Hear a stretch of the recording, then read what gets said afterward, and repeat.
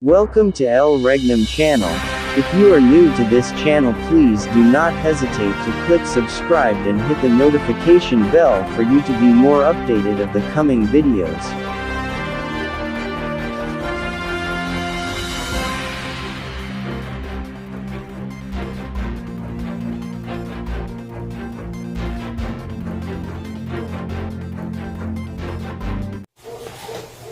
Yan, so maraming salamat, Hari. So, pagpalang gabi po sa ating lahat, Luzon, Visayas, at Mindanao. So, ngayon po ay live po kami ngayon dito sa aming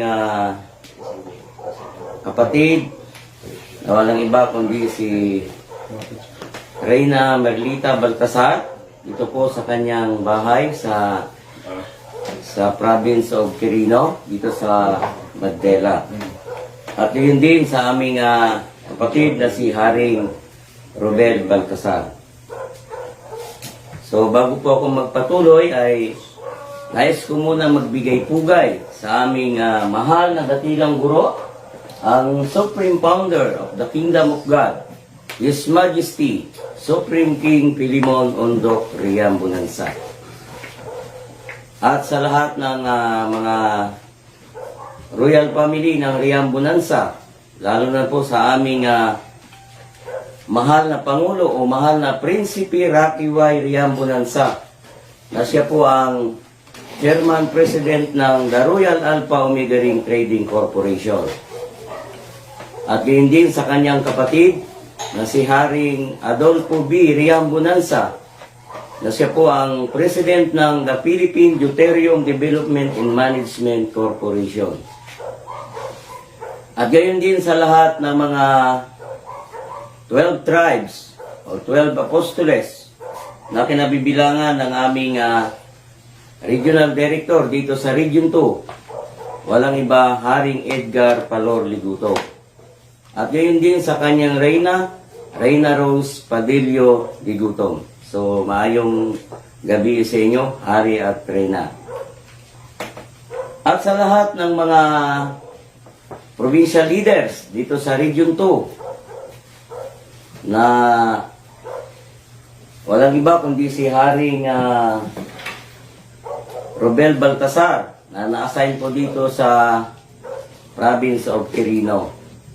At gayon din kay Haring Gerson del Rosario, na-assign din po dito sa Vizcaya. At gayon din kay Reyna Shirley del Rosario, na siya rin po na-assign dito sa Vizcaya, dito po sa Region 2. At kay Haring Elino Darakan, na na-assign din po dito sa District 5, no? At kay Haring Roel Agustin, yan, mga provincial leader po dito sa Region 2. At kay Haring Oliver Resurrection, at kay Haring Edelberto Lacerona. Ayan, mga hari, mapagpalang gabi po sa inyo. At sa aming kapatid na si Prince J.B. Salis, na na-assign po sa Tugigaraw o Cagayan, province ng Cagayan, Region 2. So, at sa mga iba pa pong kasama namin na hindi po nabanggit. At gayon din sa lahat ng mga municipal leaders dito sa buong Pilipinas. At sa lahat ng mga barangay leaders down to puro leaders. At mapagpalang gabi po sa ating lahat, mga hari at reyna, prinsipe at prinsesa. So, ngayong gabing ito ay ang tatalakayin ko po ay tungkol sa nasaan ang kaharian ng Diyos. No? Sapagkat sa panahon natin ngayon ay marami rin pong nangangaral, no? Tungkol sa plano ng Diyos. No? Na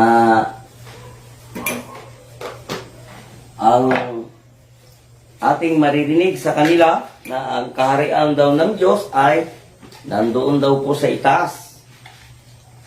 No? Yung iba naman nandito pa raw sa puso. Yung iba nandiyan pa raw sa ilalim ng lupa. Kung nasaan ba yan sa ilalim.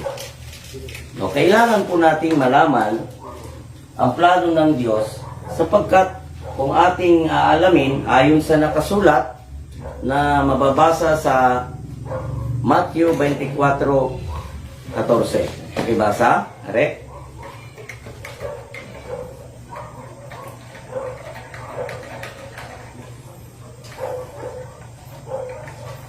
Matthew 24:14.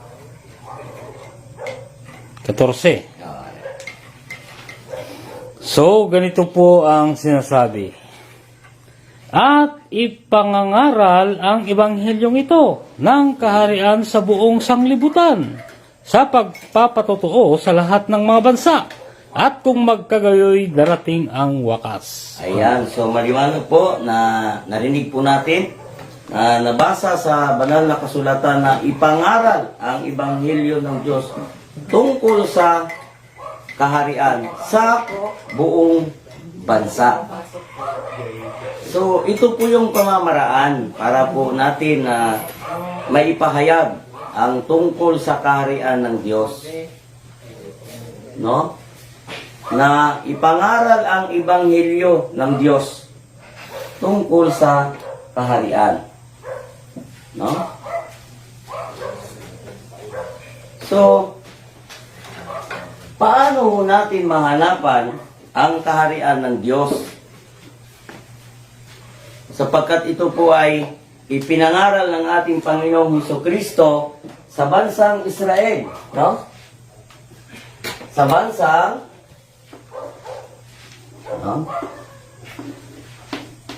Israel, no? Ang tanong, mga kapatid, nung nangaral ang ating Panginoong Hesukristo sa bansang Israel, siya po ba ay tinanggap? So, hindi po siya tinanggap o hindi po siya pinaniwalaan. Bagkus, ay siya po ay pinuli, nilitis, at hindi pa nasyahan ay siya ay ipinako sa krus. Doon niya sana itayo ang kaharian ng Diyos. Ngunit hindi po siya tinanggap. Siya ay hari, siya ay Diyos. Ngunit hindi po siya nakilala. Ngayon, para malaman po natin kung saan po ibinigay ang kaharian ng Diyos, no? Na mababasa dyan sa Matthew 21:43. Ibasa?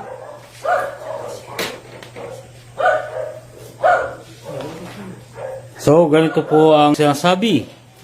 Kaya nga sinasabi ko sa inyo, aalisin sa inyo ang kaharian ng Diyos at ibibigay sa isang bansang nagkakabunga. Ayan po, maliwanag na ang sinabi ay bansa po ang sinabi. Ha? Bansang nagkakabunga. No? Bansa po ang tinutukoy. No? Ang sabi nila, ng ibang mga ngaral, ang kaharian daw ng Diyos ay nandun sa itaas. May bansa ba kaya dyan sa taas? Ha? So, kasya ba rito ang bansa sa puso? May bansa ba dyan sa ilalim ng lupa?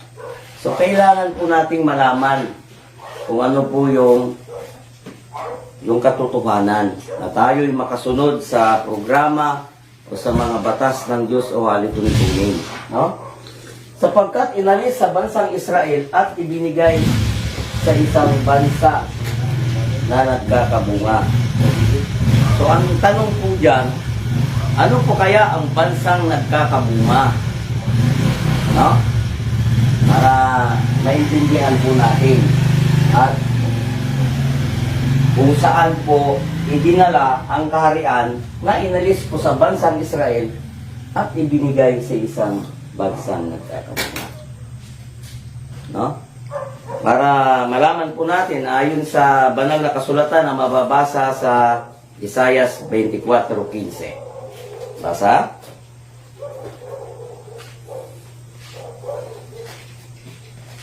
So, ganito po ang sinasabi.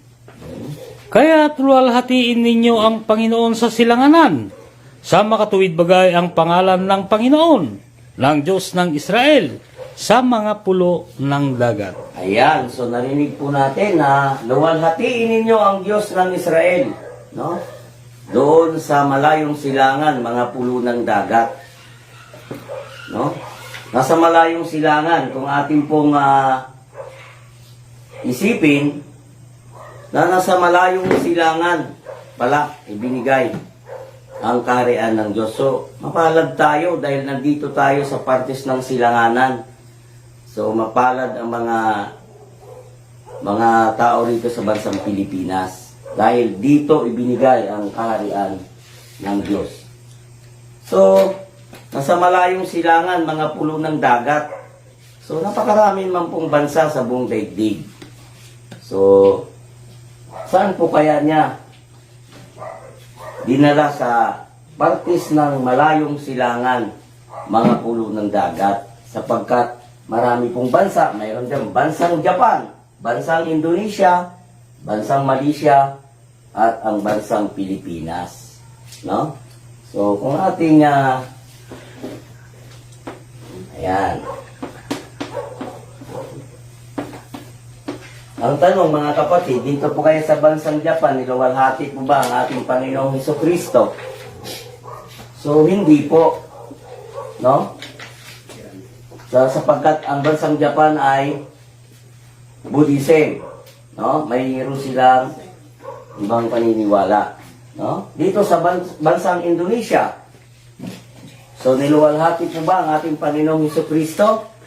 So, hindi rin po, sapagkat ito ay Hinduism. Dito po sa bansang Malaysia, niluwalhati po ba ang ating Panginoong Hesukristo? So, hindi rin po, sapagkat ang kanilang paniniwala po rito ay sila po ay Taoism. So, dito po sa bansang Pilipinas, niluwalhati po ba ang ating Panginoong Hesukristo? So, tunay na dito po niluwalhati sa bansang Pilipinas ang ating Panginoong Hesukristo, sapagkat kung ating alamin, sa taong 1521, na-discover po ang bansang Pilipinas sa March 16, 1521. No? So, sa taong April 14, after 2 years preparation, ang sukat po ay 1523. So, ano po ang kaganapan sa taong ito? April 14, 1523. So, dito po isinigaw sa bansang Pilipinas, Philippines is a Christian country. Bansang nagkakabunga. Ayan. Ang bansang Pilipinas. Ayan. Sa taong April 14, 1523. Ito po yung mga patunay. Hindi po ito haka-haka. Biblical po tayo. Mahirap po tayo dito magsalita kung sarili lang natin ang masusunod. Kailangan magbase po tayo sa plano ng Diyos sa Biblia para malaman po natin yung katotohanan. No? Ayan yung mga ebidensya na nagpapatunay na inalis ang kaharian ng Diyos sa bansang Israel at ibinigay sa isang bansa.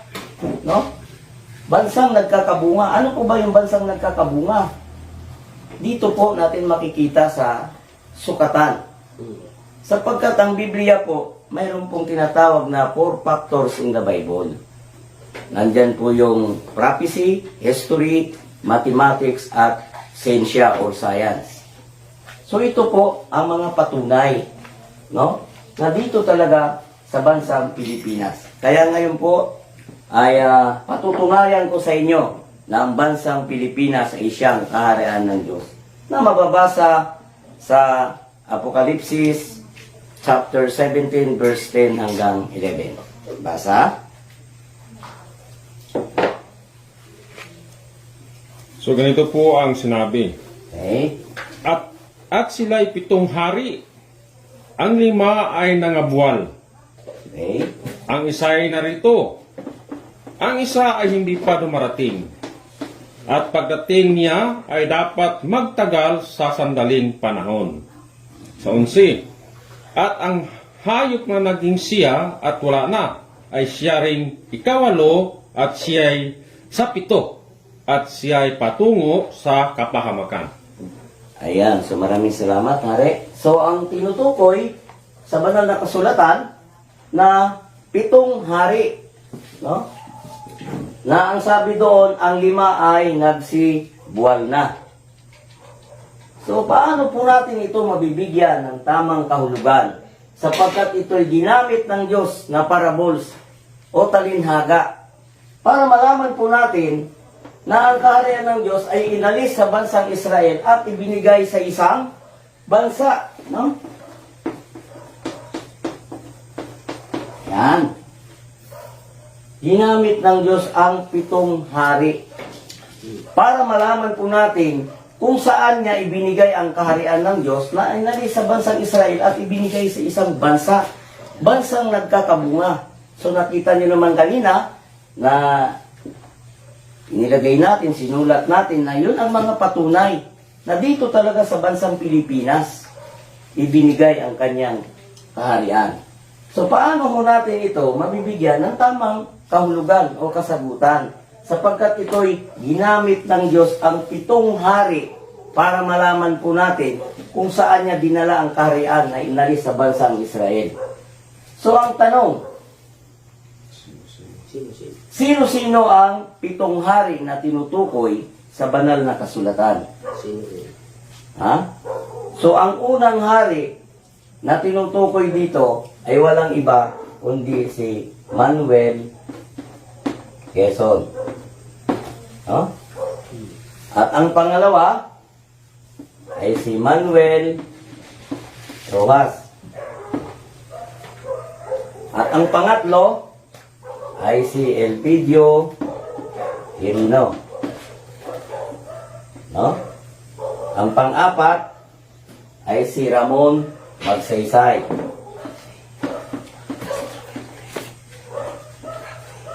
At ang panglima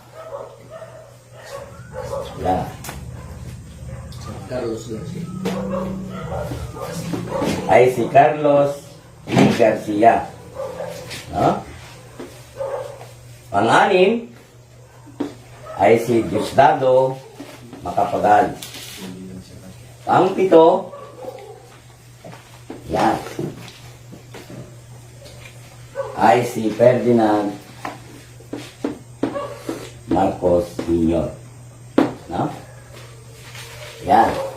Ayon sa banal na kasulatan. Ayon sa banal na kasulatan. So, ayon sa banal na kasulatan, na ang 5, no? Itong 5, no? Ay nagsibuwal na. Tag-isa. No? Nagsibuwal na. Ibig sabihin, Wala na. wala na. Yan. Yan. At ang isa, Ang isa narito na. ay narito na. Sino? No? So, ang pang-anim na sinasabing narito na ay walang iba ang ating Pangulong Diosdado Macapagal. So, nung naging Pangulo ang ating Diosdado Macapagal, Ay Pangulo sa nung siya ay naging Pangulo ng bansang Pilipinas, siya ay nagtatag ng batas. No? naging Pangulo sa tungkol diri.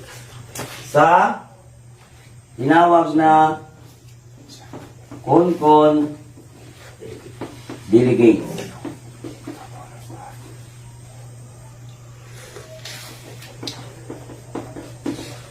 Yan. Siya ay Pangulo ng Bansang Pilipinas at siya rin ang nagtatag ng CONCON Delegates. Okay? So, natapos ang kanyang termino, no? So, ang tanong, sino po ang sumunod na naging Pangulo? Nung natapos po ang kanyang term o termino. So, walang iba kundi ang ating Pangulong Ferdinand Marcos. Ang tanong, ipinagpatuloy ba ng ating Pangulong Ferdinand Marcos ang kanyang mga batas ng ating Pangulong Diosdado Macapagal? Tunay po na kanyang pinagpatuloy na siya ay naging Pangulo ng Bansang Pilipinas at naging CONCON delegates pa siya sa ating Bansang Pilipinas. So, naging Pangulo at pinagpatuloy niya ang batas na CONCON delegates. No? Conventional. Yan. Constitutional.